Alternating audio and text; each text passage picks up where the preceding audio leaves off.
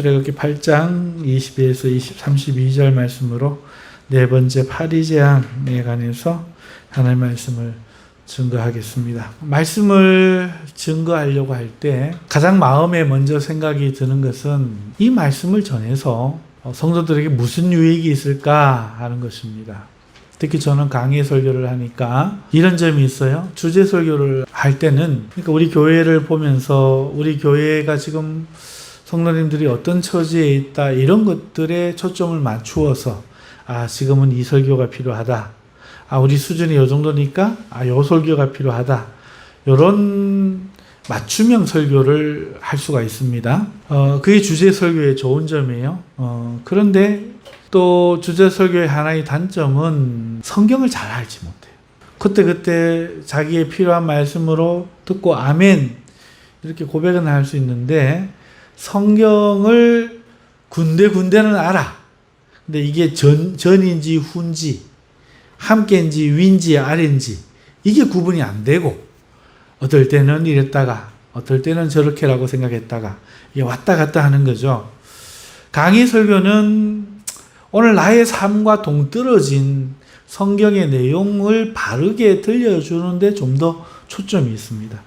그러다 보니까 놓쳐버리면 내 현실의 이야기로 들리지가 않는 거예요. 공부처럼 이렇게 가다 보니까 놓치기가 쉬워요. 내 현실과 관심 없으니까 좀 멀게 느껴지고 그래서 잠이 오기 쉽고 또 내 현실과 얼른 적용이 잘 닿지 않아서 한번 놓쳐버리면 지금 무슨 얘기하고 있었지? 이렇게 찾아가기가 좀 어려운 단점이 있습니다. 장점은 또 반대로 강의 설교를 잘 듣고 강의 설교에 훈련이 된 사람은 오래지 않아 성경의 맥을 압니다. 자기가 창세기부터 계시록기까지 성경의 맥을 발견하고 그 안에 중심이 이렇게 잡히는 누구에 의해서 하는 신앙, 목사님이 설교로 부추기는 신앙이 아니라 자기가 중심을 딱 잡고 어떻게 해야 되겠다, 어떻게 해야겠다 하는 이런 신앙을 갖는데 매우 좀 효과가 있다 이렇게 말씀드릴 수 있는데 제가 이제 강의 설교를 하니까 이 설교가 오늘 우리 성도들에게 어떤 영향을 줄 수 있을까, 어떻게 드릴까 이것에 상당히 좀 관심을 갖게 돼요. 여러분 오늘 내용이 어떤 내용이 될지 여러분들 생각하면서 한번 들어보시면 좋겠습니다. 여러분 셋째 재앙, 이 재앙이죠. 재앙은 이 몸과 가축에 직접적인 위해를 주는 재앙이었어요. 지금 네 번째 재앙도 마찬가지입니다만은 어찌됐든 이 셋째 재앙 말고 직접적인 위해가 없었던 둘째 개구리 재앙 때와는 다르게 직접 위해가 주는 이 셋째 재앙 때에는 바로가 이 재앙을 내게서 물리쳐 주세요 하고 구하지를 않았습니다. 말을 너무 어렵게 했나요? 그러니까 둘째 재앙 때, 개구리 재앙 때도 몸에 직접 위해는 없지만 아이고 모세야 빨리 이 개구리 떠나가라고 구해라 너가 보낼게 이래 했는데 셋째 이 재앙, 직접 몸에 위해가 오는 재앙, 가축이 상하는 재앙을 당하면서도 바로는 요구하지 않았다는 거죠. 없어요. 가만 보면. 그렇죠? 그리고 오늘 파리 재앙이 바로 시작됩니다. 아마도 그게 참을 만한 고통이었던 것 같아요. 그러자 하나님께서 다시 모세를 불러 말씀하십니다. 모세야 아침에 일찍 일어나 바로 앞에 서라. 그가 물이 있는 곳에 나오리니 그에게 내 백성을 보내라. 그들이 나를 섬길 것이다. 여호와께서 이렇게 말씀하셨다 하라. 만일 네가 내 백성을 보내지 않으면 내가 파리떼를 너와 네 신하와 네 백성과 애굽의 모든 집집 안에 가득하게 보낼 것이라.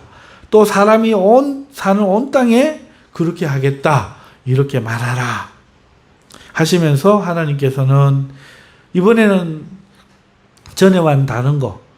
하지만 이스라엘 백성이 거주하는 고센 땅에는 파리떼가 없게 내가 하겠다. 그래서 너희들이 볼 때에 자신의 백성은 돌보시고 애굽인들은 치시는 그분이 여호와이다. 하나님이 여호와께서 이 일을 하신다.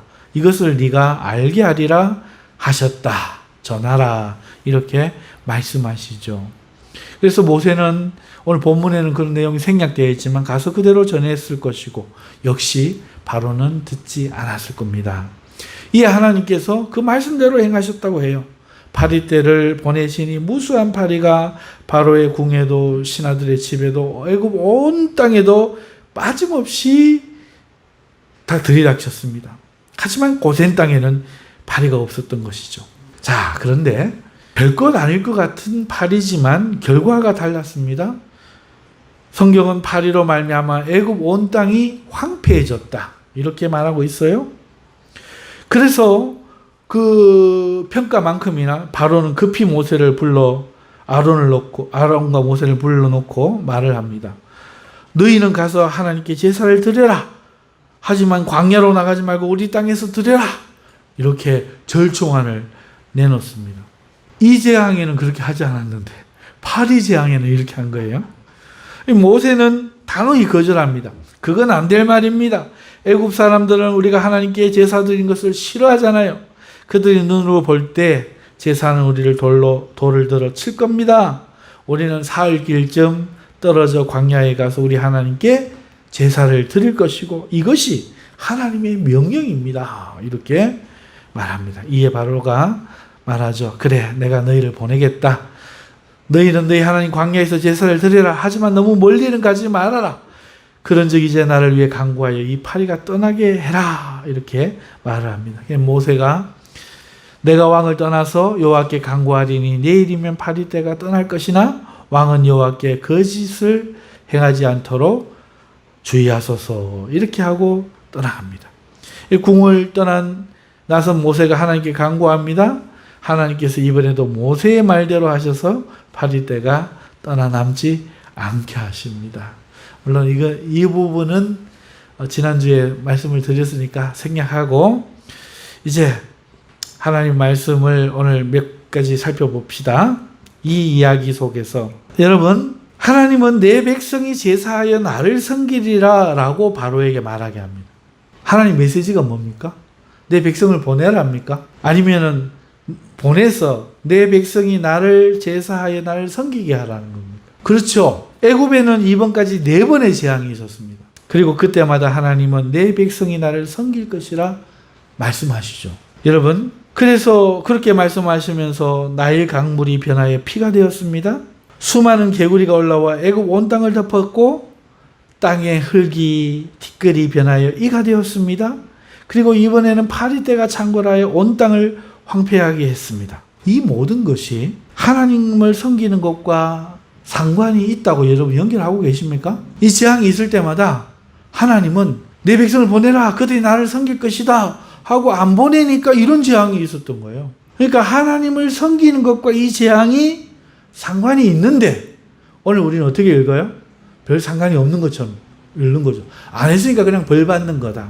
이렇게 재앙이 임한 거다. 그냥 생각하고 말죠. 하지만 유심히 보면 이것은 상관이 있는 겁니다.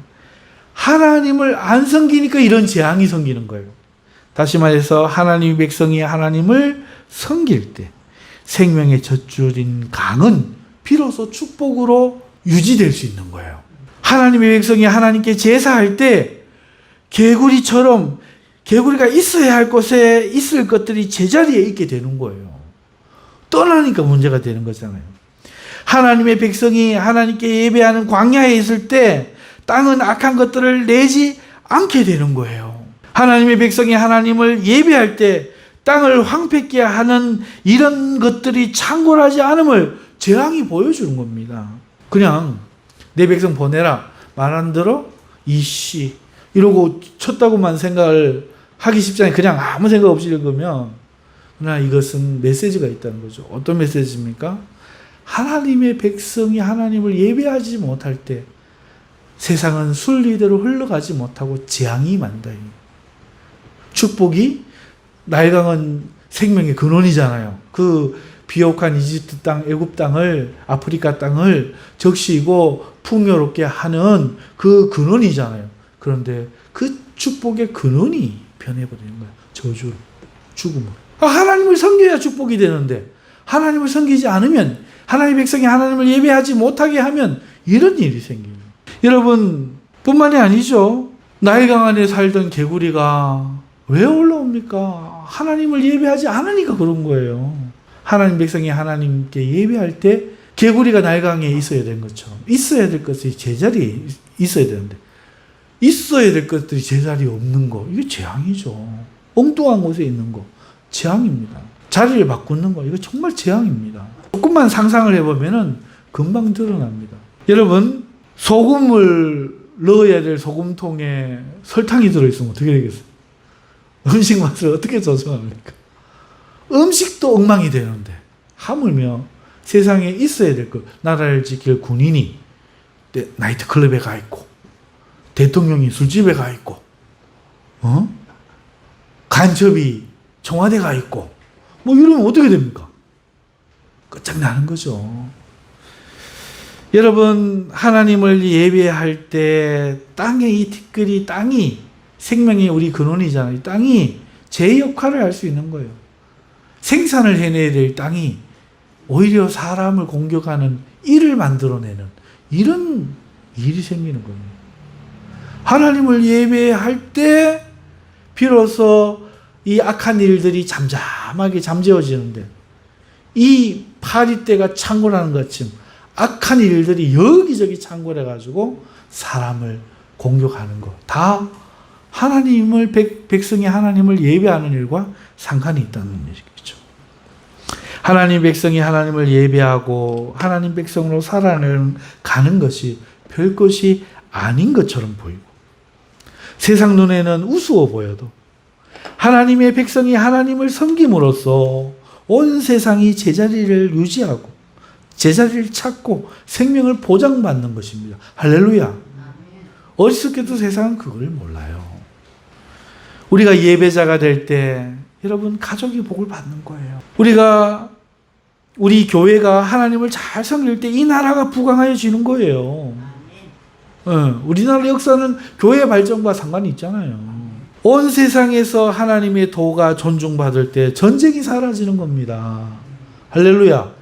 기독교 생각해 보세요. 그 중세 그 봉건주의 속에서 곳곳마다 전투요 전쟁이요 왕이 마음대로 했던 그 시대가 뭐 때문에 끝났습니까? 개혁, 종교개혁의 어떤 그 기치 아래서 끝났지 않습니까? 그리고 온 세상에 민주주의가 들어서 세계 2차 대전 이후에 어떻게 됐습니까? 드디어 온 세상에 복음이 전파되면서 이 세상의 전쟁의 소문이 잠시 잠잠했었잖아요. 여러분, 그렇기 때문에요, 하나님의 백성은요, 진정한 의미에서 세상의 수호자들이죠. 그 예배함으로써 세상의 수호자인 거예요. 세상을 지키는 영웅들인 거예요. 하나님의 교회는 깊은 축복을 끌어내는 옹달샘인 겁니다. 하나님의 백성이 하나님을 예배하는 것은 온 세상을 웃으며 살 수 있게 할 수 있는 안녕 그 자체입니다. 할렐루야. 이만큼 중요한 거예요. 그것도 모르고 여러분, 이 나라가 코로나라는 이유로 예배를 금지했지 않습니까? 불과 1년 전에. 온 세상이 그리야 했어요. 우리나라만이 아니에요. 그리고 그 결과 어떻게 됐습니까? 그걸 우리가 지금 보고 있잖아요. 지금만 보세요. 전쟁은 발발했지요. 러시아, 우크라이나. 그로 인해서 온 세상이 식량의 위기, 그 기름 때문에 경제의 위기 유발되었고, 지금도 전쟁은 진행 중이고, 여러분, 어떤 곳에서는 지금 물이 재앙이 되고 있고, 어떤 곳에서는 뜨거운 햇볕이 재앙이 되어서 내리쬐고 있습니다. 기후는 이변의 연속이고, 폭풍조차도 요번에 우리 경험한 카누, 기이한 진로를 행하고, 안 나타나던 패턴, 물가는 치솟고, 걸스카우트 잼버리 대회 한번 보세요. 마땅히 해야 될 사람들을 하지 않고, 여러분, 한국 경제의 위기는 지금 경고등이 계속 돌아가고 있어요. 미국이 부도가 난다, 어쩐다. 중국이 기우뚱한다. 북한이 전쟁을 김정일이가 한국의 서울과 어디를 콕콕 집어가지고 전쟁을 예고한다. 난리도 아닙니다. 그냥 이런 일들이 있겠죠. 그냥 이런 일들 있다고 생각하십니까? 그 전에 이런 일이 있었나요? 보십시오. 이게 몇천 년 전 아프리카에서, 이집트에서 일어난 일뿐만 아니라 세계가, 이 한국이 예배를 금지하고 하나님 백성이 예배를 못하게 할 때 이런 일들이 생기는 거예요. 작년에 어땠습니까? 최유한군 대답해 보세요. 작년에 이런 기후위기 왔어요? 아유, 기후위기다, 위기다 했죠. 그 전에 있었어요? 없었잖아. 옛날보다, 평년보다 기온이 올라갔습니다. 어떤 말은 있어도 이런 거 못 겪었잖아요. 그런데 올해는 보십시오. 그런데도 아직 예배 자리를 떠난 이들이 돌아오지 않고 있어요. 코로나 때 흐트러졌던 신앙이 재정비되지 않고 있습니다. 이 세상의 위기는 이 세상의 위기가 아니요, 교회의 위기인 거예요. 하나님을 섬기는 것의 이상과 관련이 있는 겁니다. 이거 몰라요, 사람들. 돈만 많으면, 물질만 있으면 평안하고 안녕할 것 같지만 아니요. 하나님 백성이 하나님을 예배할 때 세상이 유지되는 겁니다. 교회가 하나님을 예배할 때, 하나님 백성이 하나님을 섬길 때 세상은 비로소 축복과 평화를 경험하게 된다는 이 사실을 명심하실 수 있기를 바랍니다. 그래서 이제 우리가 예배자가 되고 하나님을 섬겨야 할 때인데, 오늘 우리가 이 예배의 가치를 얼마나 알고 있느냐, 이것을 먼저 말씀을 드리고 싶습니다. 두 번째 드리고 싶은 말씀은 파리떼를 보내리라 하신 이 말씀에 대해서인데요. 우리 성경에는 파리떼로 번역되어 있습니다만은 히브리 원어로는 아로브예요. 아로브인데 그 의미가 떼입니다. 떼. 그러니까 수많은 곤충 떼 할 때 그 떼를 생각하시면 돼요. 그리고 여기서 이 떼가 어떤 떼인지 아무도 몰라요. 우리는 파리떼라고 했는데 그냥 떼를 보내리라 이래요. 그러니까 파리떼 번역한 거예요. 여러분, 페시토 역번과 벌게이트 역번은요, 이 떼를 모기떼로 번역을 했습니다.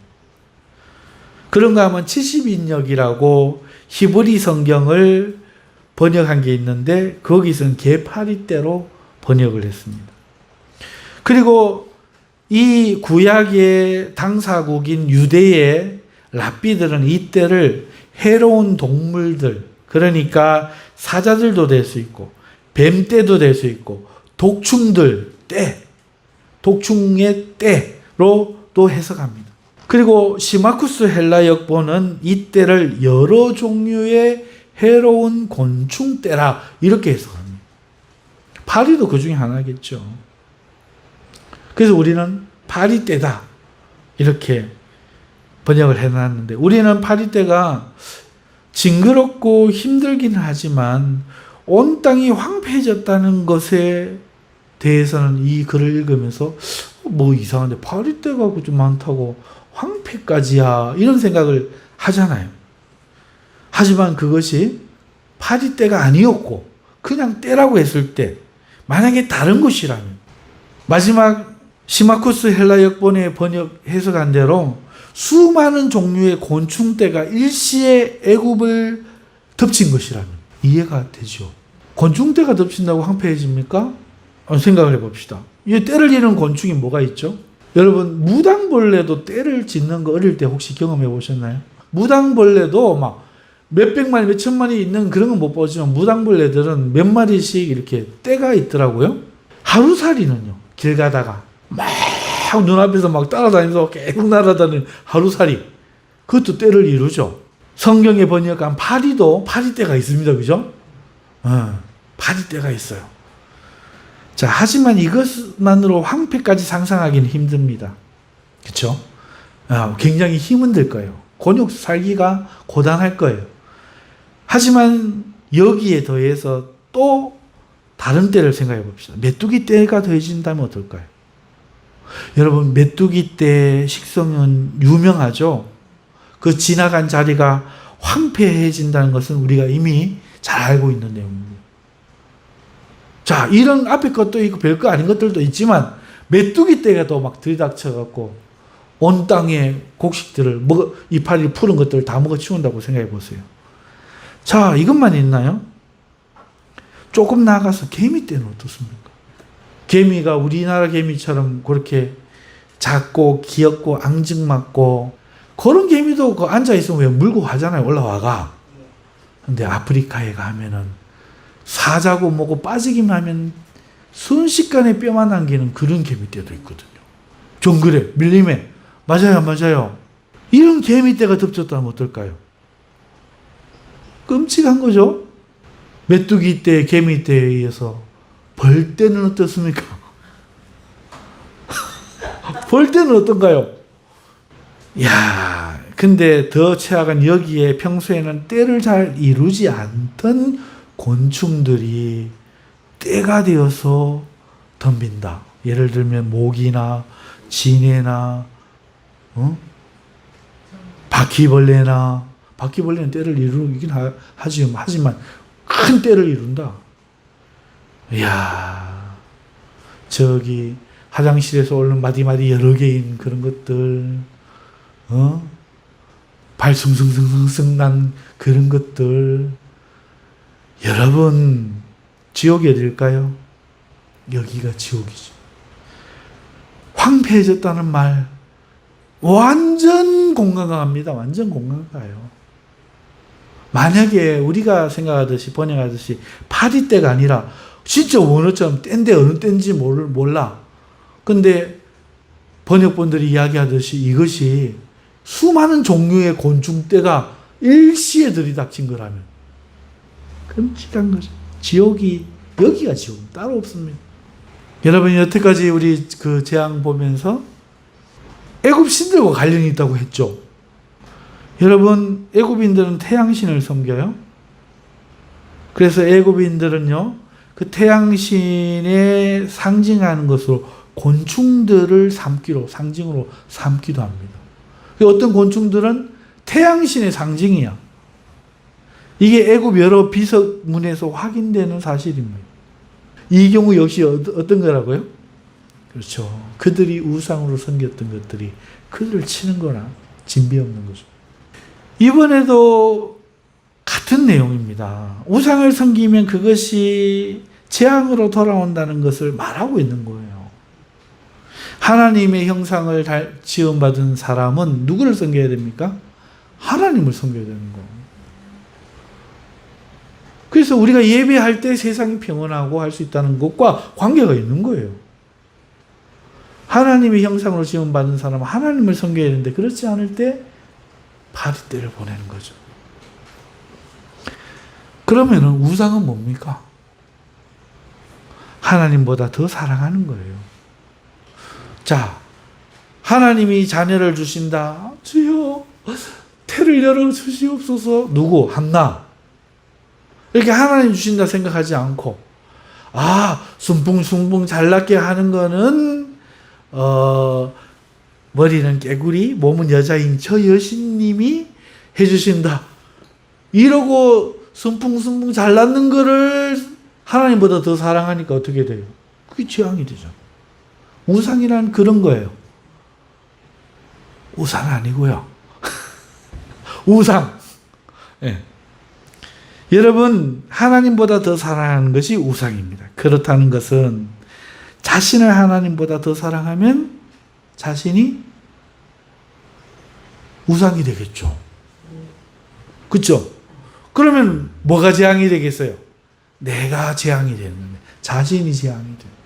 여러분, 돈을 하나님보다 더 사랑하면 돈이 우상이 되고 뭐가 재앙이 되고 돈이 재앙으로 돌아가겠죠.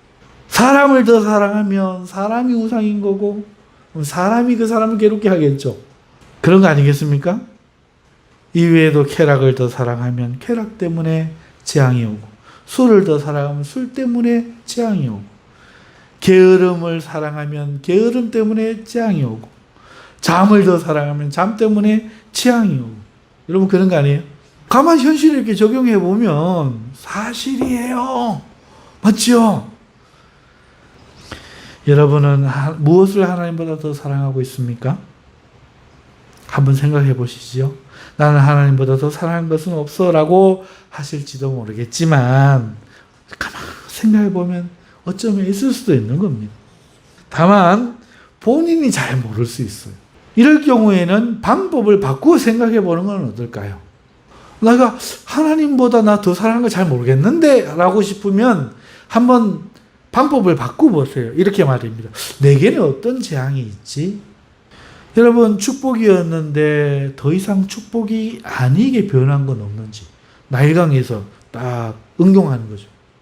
옛날에는 이게 내 축복이었는데 내 자랑거리였는데 어느 날 그것이 나를 망치는 것은 아닌지, 내 삶의 제자리에 있지 않는 그런 건 없는지, 없어야 할 것들이 생기지는 않았는지, 나의 삶을 떼지어 공격하는 황폐케 하는 것들은 없는지 살펴보는 것도 좋은 방법일 겁니다. 반대로 뒤집어서 역지사지처럼 반대로 생각해 보는 거죠. 고난이라는 것이 재앙과 비슷한 게 고난도 있는데, 그죠? 꼭 이런 재앙으로 오는 고난만 있겠습니까? 주를 위한 고난도 있고요. 또 젊어서 고생하는 거는 일부러라도 하잖아요. 역경도 이겨내야죠. 그래서 일부러 청빈하고 검소하게 사는 것도 있을 수 있습니다. 또 바르게 사는 삶을 택해서 일부러 받는 고난, 그런 것도 있을 수 있겠죠. 그런데 그런 걸 재앙으로 느끼지는 않지 않습니까? 가만히 생각해서 내게 재앙처럼 내가 원하지 않는 것 있다고 생각된다면 어쩌면 그것이 하나님보다 더 사랑한 것일 수도 있어요. 이거 한번 생각해 볼 문제죠. 애굽에 내린 재앙이란 것이요, 강물이 잠시 피가 되는 거, 하루살이나 개구리 이런 것들이 등장하는 거, 모기 등장, 재앙이라고 하기엔 좀 어설프잖아요. 넷째 때는 좀 더 이야기가 다르긴 합니다만, 만일 우리 삶에도 재앙이라는 것이 이렇게 어설프다면 그걸 재앙으로 못 느낄 수도 있지 않을까요? 이거 재앙이라고 하긴 그렇고 남들도 다 겪는 거 아닌가, 이런 생각에 나를 점검하지 못할 수 있다, 이 말씀을 드리는 거예요. 나일강이나 이 애굽의 네 가지 재앙을 볼 때 폭풍처럼 왔다 가는 이런 때의 재앙 이런 것도 잠깐 그랬는 건데 이러고 넘어갈 수가 있다는 거죠.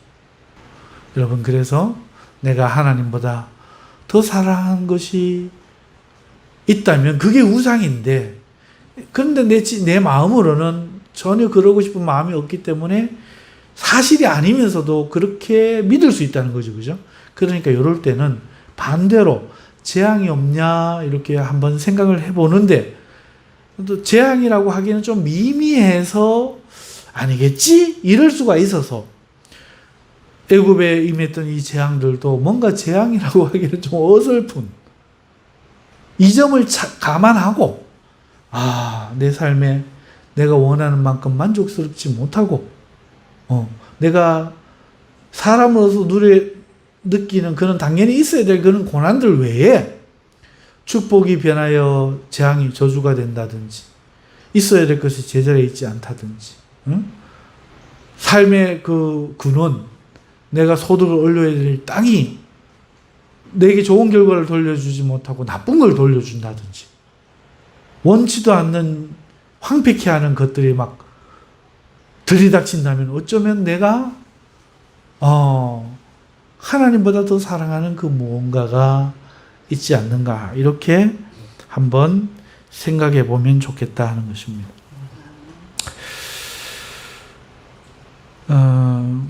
하나님은요, 하나님을 섬기지 못하게 하는 자들과 섬기지 않는 자들에게 재앙을 보내는 거예요. 물론 넷째 때는 고센에 이르지 않았습니다만, 만일 그들이 하나님을 섬기기로 준비된 자들이 아니었다면 예외는 없었겠죠. 그러니까 고센의 재앙이 없었지만 그거는 하나님을 섬기기로 준비된 자들이라는 점을 참고해야 되죠. 여러분, 하나님의 땅 고센에 아무 일이 없었잖아요. 하나님 백성에게 이런 재앙이 임하지 않습니다. 재앙의 때가 이르지 않습니다. 왜 그렇습니까? 하나님을 섬기기로 예비되었기 때문입니다. 우리가 하나님을 섬기고 예배할 때 하나님 우리를 구별하여 재앙에서 지키심을 그러니 명심해야 돼요. 예배가 굉장히 중요한 거죠. 하나님을 섬기는 삶이 굉장히 중요한 겁니다. 하나님은 우리 안에 젖과 꿀이 흐르고 물된 동산같이 풍요롭기를 원하시지 우리가 황폐해지기를 원하지 않으셔요. 그는 사랑의 매는 드셔도 자녀에게 심판의 칼을 드시는 분이 아닙니다. 아무리 혹독하게 보여도 혹독하게 느껴져도 그냥 매예요, 매. 그 매는 죽이는 것이 아니라 살리는 겁니다. 그러므로 이 매는 결코 재앙과 달라요. 재앙의 때는 황폐하게 하는 때입니다. 이런 것들은 하나님을 섬기려고 하는 마음이 있는 자들에게는 임하지 않아요. 이걸 우리가 기억해야 돼요. 그래서 내가 언제나 예배 자리를 사모하는 거, 예배하기를 힘쓰는 거 꼭 필요한 일인 줄 믿습니다. 말씀을 맺습니다. 우리는 예배의 가치를 늘 과소평가해요. 우리 예배하는 예배자들마저도요. 개인의 문제로 이제 예배는 내 개인이 예배하거나 안 하거나 하는 거지. 그리고 개인의 구원과 연결지어서 내가 구원 받으려고 예배하는 거지. 이렇게 생각합니다. 하지만 우리의 예배는 그 이상의 가치가 있는 거예요. 더 놀라운 가치가 있는 거예요.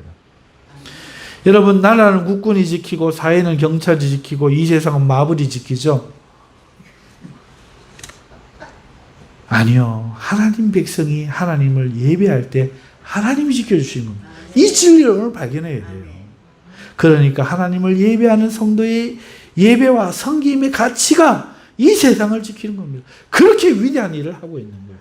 우리 세상 눈에는 우습게 보이고 저것들 코로나로 막 이러지만 그 결과가 이 모양이에요. 여러분, 우리가 예배 개인의 일로 여기지만 아니요. 우리가 있어서 이 예배가 있어서 이 세상과 우리 가정이 지켜지는 겁니다. 할렐루야. 예배가 무너지면 모든 게 무너지는 거예요.